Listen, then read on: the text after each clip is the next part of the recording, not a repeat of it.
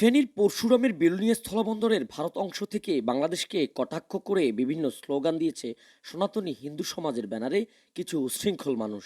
এ বিষয়ে বিএসএফের কাছে প্রতিবাদ জানিয়েছে বিজিবি।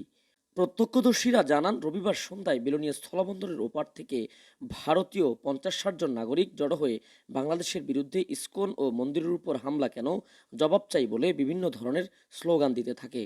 এ সময় উদ্ভূত পরিস্থিতি সৃষ্টি হয় ভারত বাংলাদেশ সীমান্তে।